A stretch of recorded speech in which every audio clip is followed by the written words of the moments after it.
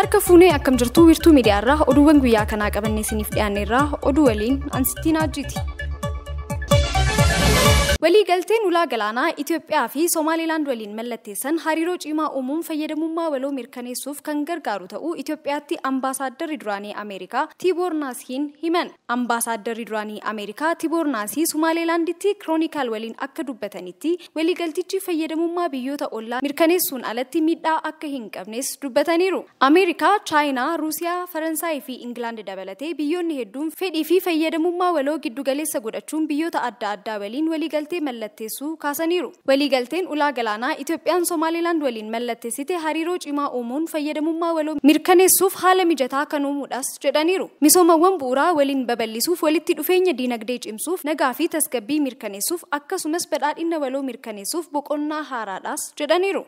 Oduma wal fakkaatuun waliigaltee ulaa galaanaa Itoophiyaan Somaaliilaand waliin mallatteessite ajandaa biyyaalessaa gaarummaan ilaalamuu fi deeggaramuu qabu waan ta'eef hojiirra oolmaa isaaf kan tumsan ta'uu miseensonni mana maree waloo paartilee siyaasaa Itoophiyaa himan. Manni maree waloo paartilee siyaasaa Itoophiyaa haala yeroo irrattis mari'ateera. Gorsaan nageenya biyyaalessaa ministeera muummee ambaasaadder Redwaan Hussein waliigaltee ulaa galaanaa Itoophiyaa fi Somaaliilaand gidduutti mallatteeffame ilaalchisuun ibsa kennaniiru. Miseensonni mana maree waloo paartilee siyaasaa Itoophiyaas waliigaltee ulaa galaanaa Itoophiyaan Somaaliilaand waliin mallatteessite ajandaa biyyaalessaa gaarummaan ilaalamuu fi deeggaramuu qabudha jechuun isaanis ibsameera.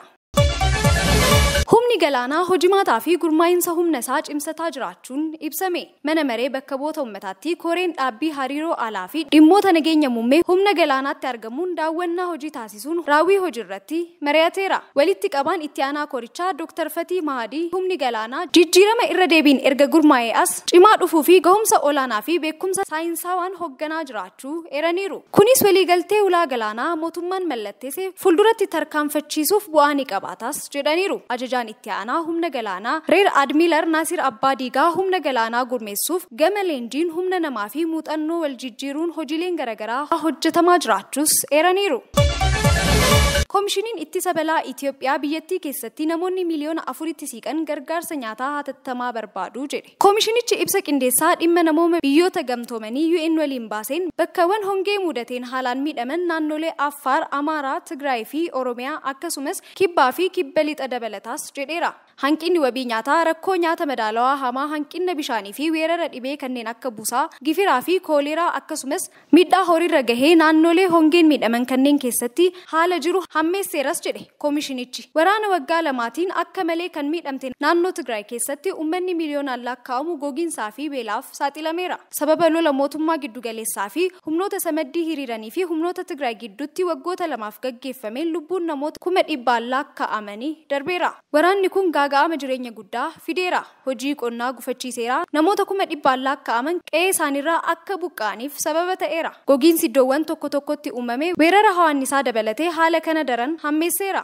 Aangawoonni sababa hanqina roobaa fi dhaabbileen gargaarsa kennan gargaarsa namoomaa addaan kutanii namoonni beela'aa akka jiran irra deddeebiin dubbataa turan. Qondaaltonni naannichaa gogiinsa godinaalee 5 keessatti uumameen namoonni miliyoonaan lakkaa'aman beelaaf saaxilamuu kan himan yoo ta'u, qondaaltonni federaalaa garuu himannaa kana haalaniiru. Gareen addaa dhimma gargaarsa namoomaa kan pireezidaantii bulchiinsa yeroo Tigraayin durfamu hundaa'uun lubbuu namoota sababa gogiinsaan beela'aa jiran baraaruuf deeggarsa kennaa ture. Tigraay keessatti gogiinsa hamaa bara 1951 fi bara 1977 ture kan san caalaa hammaatu nu mudachaa jira. Pireezidaantiin bulchiinsa yeroo Tigraay obbo Geetaachoo Raddaa rakkoo kana gogiinsa bara 1977 mudatee wal bira qabuun Tigraay dhibbentaa 91 balaa du'aa fi beela keessa jirti jedhan. Tajaajilli koomishinii mootummaa federaalaa garuu sababa balaa uumamaa fi walitti bu'iinsaan hanqinni nyaataa jiraatus beela bara 1977 waliin wal bira qabanii dhiyeessuun sirrii akka hin taane ibsuun bulchiinsa yeroo Tigraayis qeeqeera.